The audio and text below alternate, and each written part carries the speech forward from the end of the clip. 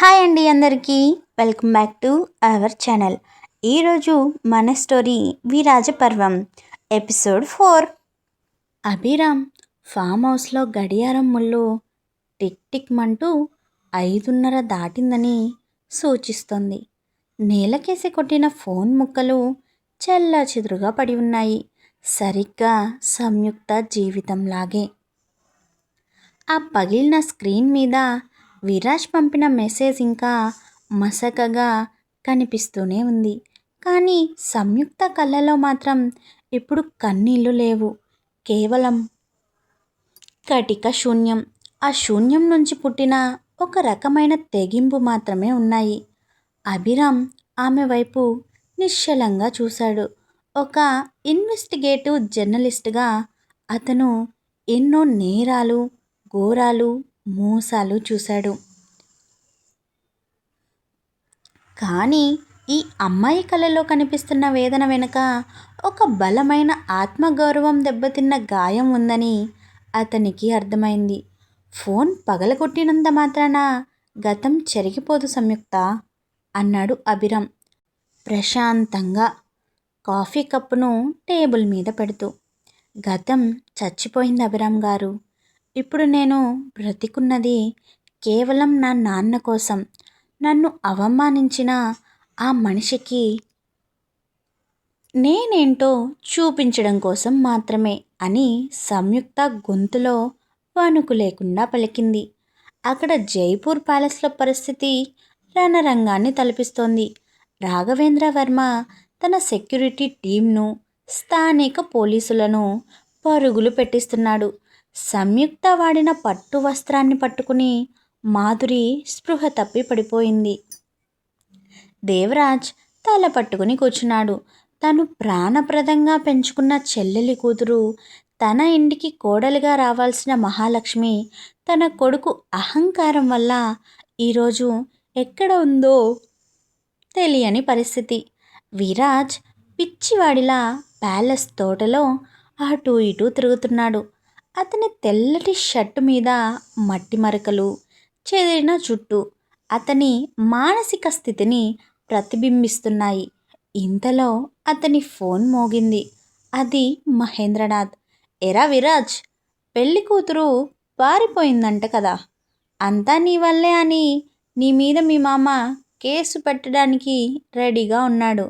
అయినా ఆ పిల్లకంత సీన్ లేదులే, ఎక్కడో ఒక చోట పడి చచ్చిపోయి ఉంటుంది. అనవసరంగా నువ్వు టెన్షన్ పడకు అని అవతలి నుంచి మహేంద్రనాథ్ విషం కక్కాడు. విరాజ్కు ఒక్కసారిగా ఒళ్ళు మండింది. స్టాప్ ఇట్ మహేంద్ర, సంయుక్త నా ప్రాణం. తను దొరికితే చాలు. ఈ ప్రపంచం ఏమనుకున్నా నాకు అనవసరం. ఆమె మెడలో నేనే తాళి కడతాను అని అరిచాడు. అంతేనా? కానీ ఆ పోలీస్ ఆఫీసర్ వర్మగారు నిన్ను వదిలిపెట్టరు. ఆయనే నిన్ను జైలుకు పంపిస్తాడు, జాగ్రత్త అని నవ్వి ఫోన్ పెట్టేశాడు మహేంద్రనాథ్. మహేంద్రనాథ్ ప్లాన్ వేరేగా ఉంది. సంయుక్త దొరకకపోతే ఆ నెపాన్ని విరాజ్ మీద నెట్టి రాఘవేంద్ర వర్మను మానసికంగా దెబ్బతీయాలని, తద్వారా తన రాజకీయ ఎదుగుదలకు అడ్డు లేకుండా చేసుకోవాలని అతను కుట్ర పన్నుతున్నాడు. అభిరామ్ తన ల్యాప్టాప్ తెరిచి కొన్ని ఫైల్స్ చూపిస్తూ సంయుక్త దగ్గరకు వచ్చాడు. సంయుక్త, నువ్విప్పుడు ఇంటికి వెళ్తే ఏమవుతుందో తెలుసా? నీ మీద జాలి చూపిస్తారు. నీ పెళ్ళి ఆగిపోయిందని, విరాజ్ నిన్ను మోసం చేశాడని అందరూ నిన్ను ఒక బాధితురాలిగా చూస్తారు. నీ నాన్న నిన్ను గుండెలకు హత్తుకోవచ్చు, కానీ లోకం మాత్రం నిన్ను వేలెత్తి చూపిస్తుంది. నీకది ఇష్టమా అని అడిగాడు అభిరామ్. సంయుక్త తల అడ్డంగా ఊపింది. లేదు, నేను బాధితురాలిగా మిగిలిపోవాలని అనుకోవడం లేదు. అయితే విను, విరాజ్ చేసిన తప్పుకు అతనికి శిక్ష పడాలి. కానీ అది చట్టం ద్వారా వచ్చే శిక్ష కంటే అతని మనసును దహించే శిక్ష కావాలి. అతను నిన్ను ఒక మిస్టేక్ అన్నాడు.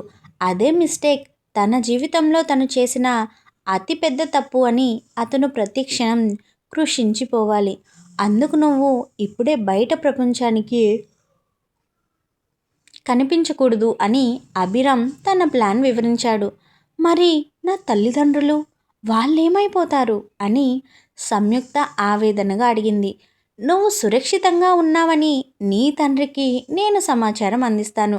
కానీ ఆయన పోలీసుగా కాకుండా కేవలం ఒక తండ్రిగా మాత్రమే అది రహస్యంగా ఉంచాలి. నువ్వు 1 సంవత్సరం పాటు నాతో ఉండాలి. నేనొక ఇన్వెస్టిగేటివ్ రిపోర్టర్గా మహేంద్రనాథ్ చేసే అక్రమ దందాల మీద ఒక సీక్రెట్ మిషన్ చేస్తున్నాను. అందులో నువ్వు నాకు తోడుగా ఉండాలి. నీకు కొత్త గుర్తింపు ఇస్తాను. నిన్నొక పదునైన ఆయుధంగా మారుస్తాను అన్నాడు అభిరామ్. సంయుక్త ఆలోచనలలో పడింది. తనలో ఉన్న పాత సంయుక్తను చంపేసి ఒక కొత్త వ్యక్తిగా పుట్టడానికి ఇది ఒక అవకాశంగా కనిపించింది. సరే అభిరామ్ గారు, నాకు ఆ మృగం మీద పగ తెచ్చుకునే అవకాశం వస్తుందంటే నేను దేనికైనా సిద్ధమే. మధ్యాహ్న సమయం. రాఘవేంద్ర వర్మ కళ్ళు ఎర్రబడి ఉన్నాయి. అప్పుడే అతని పర్సనల్ నెంబర్కు ఒక అన్నోన్ కాల్ వచ్చింది. వర్మగారు, ఆవేశపడకండి. మీ కూతురు సంయుక్త నా దగ్గర క్షేమంగా ఉంది. ఆమెకు ఏ ప్రమాదం లేదు. కానీ తానిప్పుడు ఎవరిని కలవడానికి సిద్ధంగా లేదు. ఆమెను వెతకడం ఆపండి.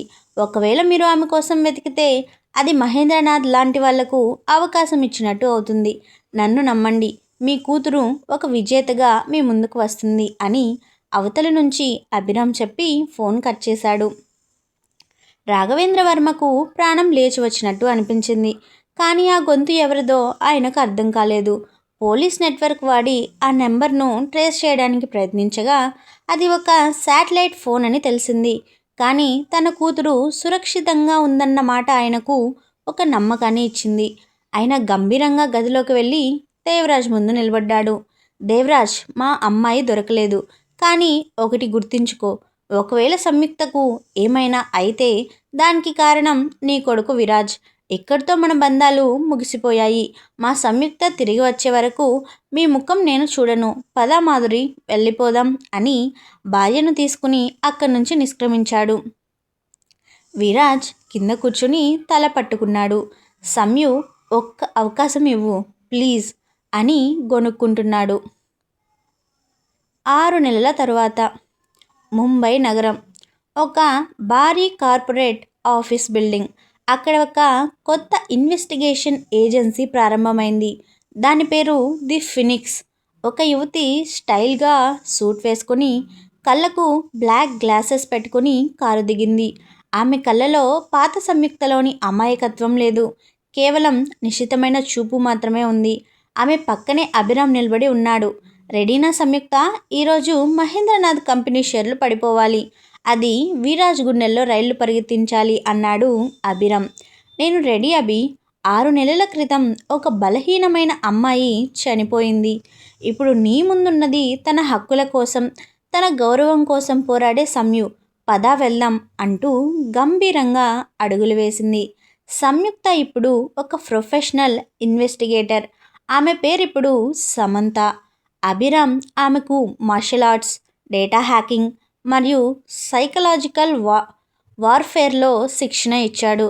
విరాజ్ మరియు మహేంద్రనాథ్ కలిసి చేస్తున్న కొన్ని చీకటి వ్యాపారాల గుట్టు రట్టు చేయడానికి ఆమె సిద్ధమైంది. మరోవైపు విరాజ్ 6 నెలల కాలంలో పూర్తిగా మారిపోయాడు. సంయుక్త ఆచూకీ దొరకకపోవడంతో అతను డిప్రెషన్లోకి వెళ్ళాడు.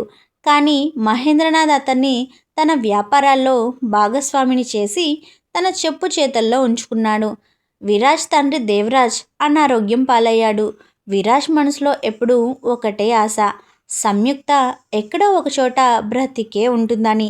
ఆ రోజు సాయంత్రం ఒక బిజినెస్ పార్టీలో విరాజ్ ఉండగా ఒక అనౌన్స్మెంట్ వినిపించింది.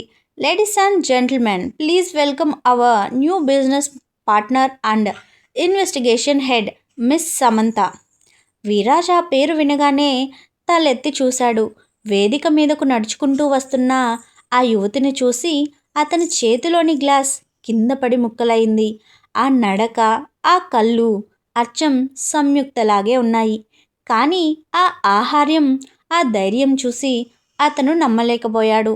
ఆమె విరాజ్ దగ్గరకు వచ్చి ఒక వింతైన చిరునవ్వు నవ్వింది. హలో మిస్టర్ విరాజ్, మిమ్మల్ని కలవడం సంతోషంగా ఉంది. నా పేరు సమంత, కానీ మీరు నన్ను మిస్టేక్ అని పిలవవచ్చు. ఎందుకంటే ఒక మిస్టేక్ ఎంత పవర్ఫుల్గా ఉంటుందో మీకు చూపించడానికే వచ్చాను అని చెవిలో మెల్లగా చెప్పి అక్కడి నుంచి వెళ్ళిపోయింది. విరాజ్ గుండె ఆగిపోయినంత పనైంది. ఆ గొంతు సంయుక్తదే, కానీ ఆమె ఇలా ఎలా మారింది? ఆ అభిరామ్ ఎవరు? కొనసాగుతుంది. సంయుక్త తన పగను ఎలా తీర్చుకుంటుంది? విరాజ్ తన తప్పును తెలుసుకుని ఆమెను ఎలా ప్రాధేయపడతాడు? మహేంద్రనాథ్ వేసే పన్నాగాల నుండి సంయుక్త తన కుటుంబాన్ని ఎలా కాపాడుకుంటుంది? తదుపరి భాగంలో తెలుసుకుందాం. Stay tune for episode 5. అసలైన ఆట ఇప్పుడే మొదలవుతుంది. Thank you for watching. Keep smiling, keep listening. నేను మీ అనుష కృష్ణ, సైనింగ్ ఆఫ్.